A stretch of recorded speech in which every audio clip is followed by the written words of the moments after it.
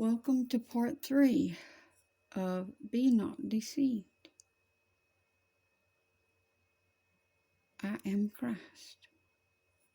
No, I'm not saying I am Christ before any gets that in your thoughts. I'm trying to make a point saying that people are saying this. Truth is, we are one with Jesus when we marry onto Him. When we take on that Holy Ghost, we become one with Him. And sometimes we have a little hard time when that verse comes into us strong and we struggle to understand everything that God is showing us with it. And we know things we never knew before. We feel things we never felt before. And it's like we're connected to everybody and everything all at once. Because we are to those that are in the vine. A vine, them cucumbers, they're all connected, like a cucumber vine. It'll grow way out and vine out. And you'll have a bunch of cucumbers hanging off the same vine. Well, they're all connected unless they come loose from that vine. If they come loose from that vine, then what's going to happen? They're going to quit growing. They're going to quit growing because they've come loose from their source of life. And what's going to happen then? They're going to start to wither and to decay. If we come loose from the true vine, which is Jesus, we're going to wither and we're going to decay. Now, as I was saying, and I said I would finish that thought, if you're sowing onto your flesh and you're out here raking and scraping just to get and to own and to have for yourself, and that's all your life has become about, is just trying to get your next thing so you can keep up with the world, for what purpose? You replace God in your heart. You let those things replace the joy in your heart that God once gave you. Your lust of these things is killing you. You desire these things and you're using them to replace people that you've lost. That doesn't work. Trust me, I know. You cannot replace somebody that you love like that. You can't even replace them with another person, and you can't make another person be that person, no matter how hard you try. If you're going to love somebody else, you're going to have to love them for who they are, not for who you want them to be. That's not really love if you're loving them for the idea that you have instead of for who they are. How are you going to be happy? How are they going to be happy?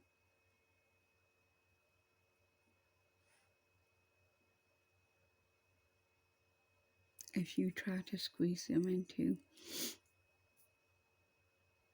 conformity and you try to take them from who they are in Jesus. Don't squeeze them out of the Lord. If you love somebody, don't squeeze them out of the Lord. Don't try to push him out of their heart. Because if you love them, you will know he's the greatest thing that there is. And if they're trying to give him to you, if somebody's trying to share him with you, don't get angry at them. They're trying to give you a better life. It's a lot better than this one that we have now. There's no pain, no sorrow, no heartache, no destruction. Wouldn't you rather live in a world like that where people don't perish? Where the people that you love don't die?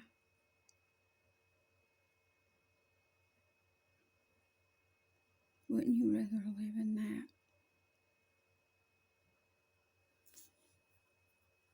I don't know. Some of y'all just want to hang on to things that don't matter anymore. I've done it, I know. And you know what? Jesus woke me up one day. And he said, "Prodigal son, it's time to come home." And I'm so thankful that I heard him call my name. And I'm so thankful he gave me a new name.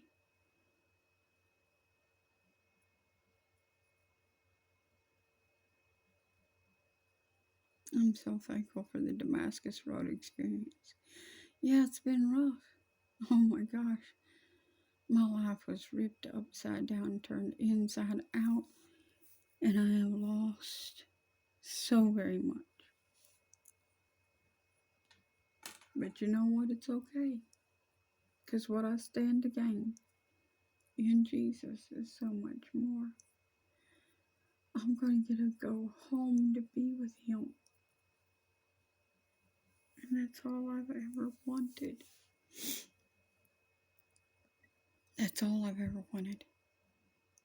Have you ever wanted just to go home to be with the Lord? My life has not been a bed of roses. I am not blessed like everybody seems to think that I am. Jesus gave me a chariot to get me from point A to point B because he needed me to do some things for him. But I was already doing a lot that I could, as much as I could, with what little I had.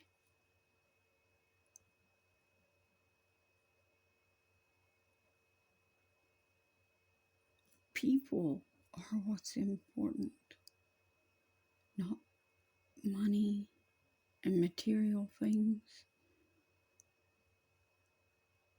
And yeah, I can say that. And no, it's not because I have an abundance. Because I don't have all this stuff people seem to think I have.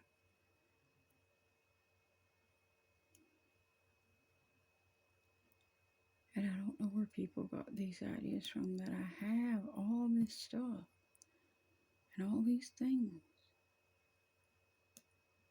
But whatever it is you got in your mind, it's not accurate.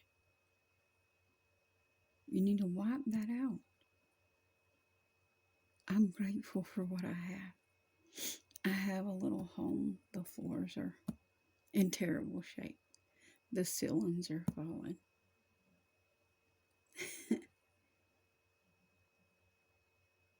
The walls could have used painting, but I elected to do something else. I prayed about it, talked to the Lord about it, and I gave the money to him. And he put it where he thought it would be better used. And I loved it, every minute of it. Because you know what? My floors may be terrible. They may be in terrible shape. My ceilings may be falling. But there's still a roof above me. There's still clothes on my back, shoes on my feet, food on my table.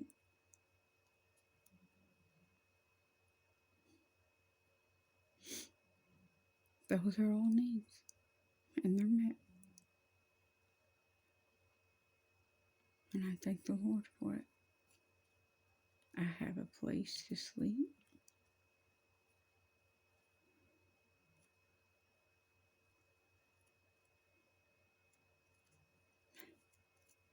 Now, if I understood my purpose, that would really be topping it off.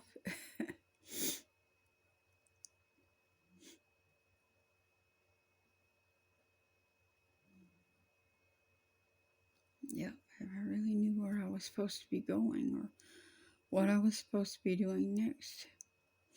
That would really be good. I've been seeking that for a while now.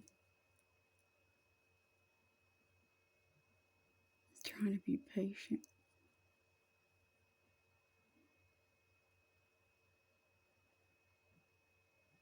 But you know what? Talking about a little house falling apart is not imagined, and I don't want one. I don't want one. Not even when I get home. I don't want no mansion. That's not who I am. I don't want a castle. I don't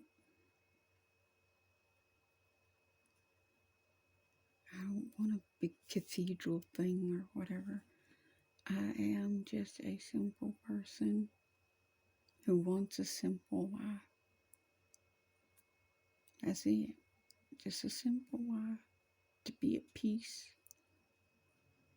Like anybody else. To love and be loved. To have friends and family.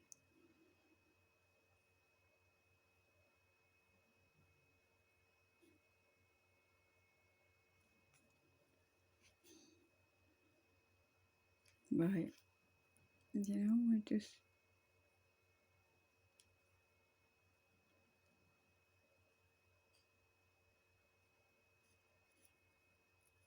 it is what it is. I'm not clamoring for stuff in this life. I'm not digging for things in this life. I never really did. God bought me gifts. I accepted them. It made him happy to buy me things. But that's not really what life's about.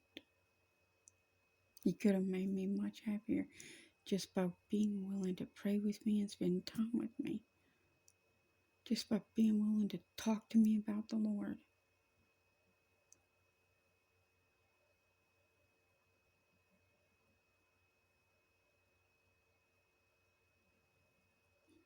That's the difference, though. People don't always know you and they don't care.